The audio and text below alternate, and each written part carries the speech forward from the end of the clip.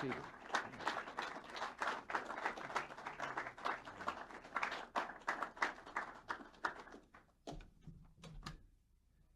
Well, we've just held a very useful, I might say brief, but also I will add a very moving discussion with Chairman Yunus Khalis of the Islamic Union of Mujahideen of Afghanistan and other members of his distinguished delegation. I expressed our nation's continued strong support for the resistance and our satisfaction with the large step the Afghan resistance took toward unity in choosing a chairman for the first time. This new political milestone demonstrates that the people of Afghanistan speak with one voice in their opposition to the Soviet invasion and occupation of their homeland. This increasing unity has already made itself felt on the battlefield. During the past 18 months, the Mujahideen fighting inside the country have improved their weapons, tactics, and coordination. The result has been a string of serious defeats for the Soviet elite units, as well as many divisions from the Kabul army. Chairman Khalis and his delegation are visiting Washington following the November 10th UN General Assembly vote, which, with a record vote once again, called overwhelmingly for the withdrawal of all foreign troops from Afghanistan. This is the 8th time since the December 1979 invasion that the General Assembly has decisively called upon the Soviet Union to pull its forces out of Afghanistan. And let there be no mistake about it. The withdrawal of Soviet forces is the key to resolving the Afghan crisis. Our other issues that have been raised to divert attention from this fact only extend the combat and prolong the suffering of the Afghan people. General Secretary Gorbachev has publicly stated a Soviet readiness to withdraw. Both in April and September of 1987, I asked the Soviet Union to set a date this year when that withdrawal would begin. I also stated that when the Soviet Union showed convincingly that it was ready for a genuine political settlement, the United States would be helpful.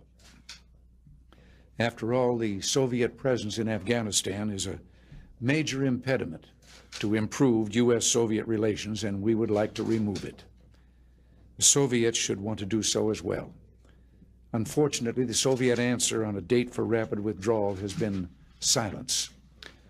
Instead, we've seen the Kabul regime announce a phantom ceasefire and propose a transitional government, one that would leave this discredited and doomed group in control. These gambits have been rejected by the only voice that really counts, that of the Afghan people, speaking through their resistance representatives. Any proposal unacceptable to the resistance is destined to fail. And as the resistance continues the fight, we and other responsible governments will stand by it. The support that the United States has been providing the resistance will be strengthened rather than diminished so that it can continue to fight effectively for freedom. The just struggle against foreign tyranny can count upon worldwide support, both political and material. The goal of the United States remains a genuinely independent Afghanistan, free from external interference, an Afghanistan whose people choose the type of government they wish, an Afghanistan to which the 4 million refugees from Soviet aggression may return in safety and, yes, in honor.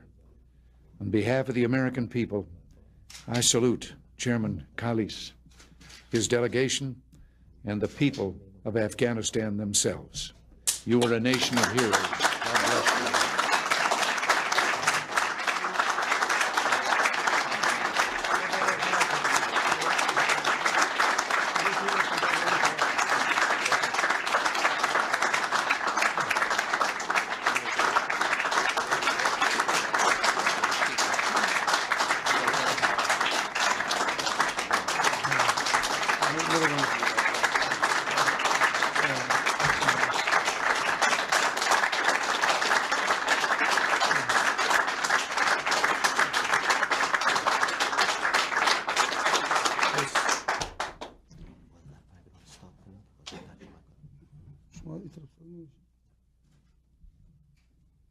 بسم الله الرحمن الرحيم نحمده ونصلي على رسوله الكريم وبعد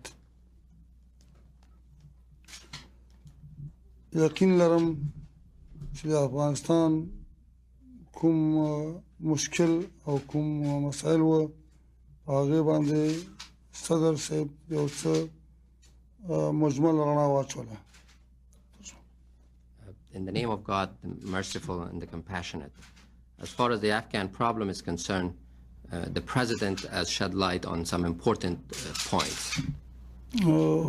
او کوم وعده او تعهدات چې په دې کې دوی وکړل موږ یقین لرو چې په هغه باندې به دوی وفادار پاتې شي. I have no doubt that the U.S. promises of support and commitment to the Afghan cause will be honored in the future as it has been in the past. دا چې موږ ته موقع راکړل شوې ده چې موږ د خپل مملکت غږ دنیا ته ورسوو او دنیا ته خپل فریاد ورواورو دې نه ممنونیت ښکاروو. I'm grateful for the opportunity to express the voice of the Afghan people to the world. This is an important opportunity for us.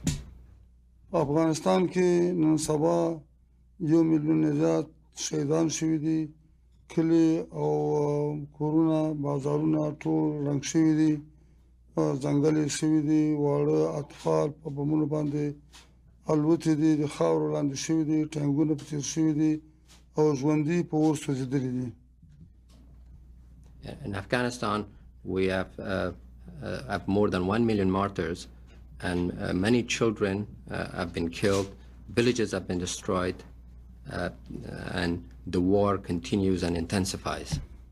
نو د ټولو مظالمو سره سره مجاهدین او مسلمان افغان ملت د هغوی په مقابل کې مقاومت ته دوام ورکړی دی او موږ باور لرو چې دا دوام به جاري وساتي او فعلا د مجاهدینو مورال خورا لوړ دی.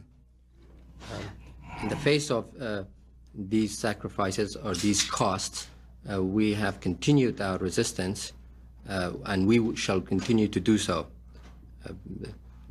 The morale of our resistance is very high and we shall continue with our struggle. زمونږ د حالاتونه لري خلک البته د دې جنگ واقعي تصور نشي کولای، خو که دوی د ملل متحده د فیصلو په مقابل کې چې په اکثریت مطلقه سره د دوی د فوري بلا قید و شرط خروج تقاضا کوي، د هغې مقابل کې د دوی ودرېدل او د دوی ملاتړ وګوري، نو دوی به پوه شي چې د ټول نظامي مظالم هم په دغه سویه باندې جاری دي.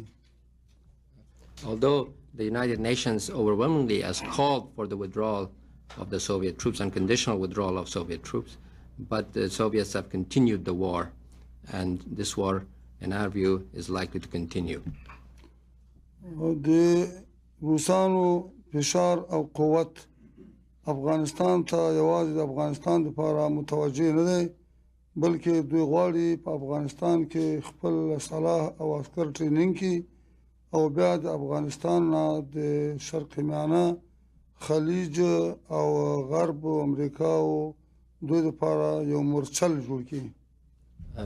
In our view, the struggle in Afghanistan is not only for Afghanistan. The Soviets are using Afghanistan as a base for training their forces and using their weapons, but they also would like to use Afghanistan, should they be victorious, as a base from which they will threaten the Persian Gulf, the Middle East, and Western interests in general. ځکه نو دغه مشکل او دغه قضیه یوازې د افغانستان قضیه نشو بللی، بلکې دا جهاني او د ټولو صلح دوستو ملتونو مسأله ده. This is therefore an issue that involves not only the Afghans but the rest of the world, especially those who are seeking peace. او ټول ملتونه وظیفه لري، مکلفیت لري چې د افغانستان د مهاجر مجاهد سره هم بشري کومکونه او هم نظامی کومکونه او هم سیاسي کومکونه جاری وساتي او پاره کې زیاتوالی راولي. As a result, it's important that in these countries should continue their humanitarian and other support for the Afghan resistance, and in fact should increase it. افغانستان کې مونږه د افغانستان د تبعو د افغانستان د خلکو په خوښه حکومت غواړو او مونږه دا په دې کې بل چاته مداخله جرم او د قانون خلاف کاروایی بولو. In Afghanistan, it's only the Afghan people that should determine the future government. We do not accept any right on this issue and do not accept interference by anyone as far as this issue is concerned. مونږ باید دنیا ته اطمینان ورکو چې په افغانستان کې چې مونږ کوم رژیم غواړو دا افغان مسلمان تر اوسه پورې په چا تجاوز نه دی کړی د چا حقوق یې نه دي سلب کړي. ټوله دنیا باید د دې نه مطمئنه اوسي چې په دې کې کوم رژیم مونږ قایم کوو هغه به د بشریت خیرخوا وي او هغه به د همیشه دپاره د مظلومانو په خوا کې ولاړ وي. The world should rest assured that no matter what kind of regime the Afghans establish out of their own free will, that regime will not threaten anyone's interest and shall observe all international laws and live in peace with all its neighbors.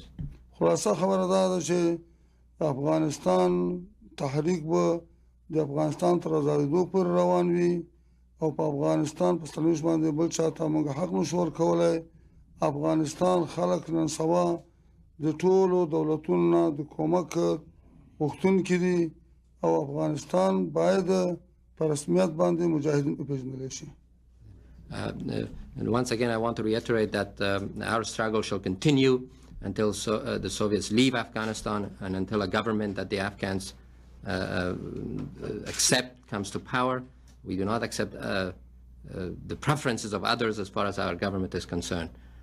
But we also would like to point out that we would like increased political support and recognition for our movement consistent with increased military achievements that we have on the battlefield.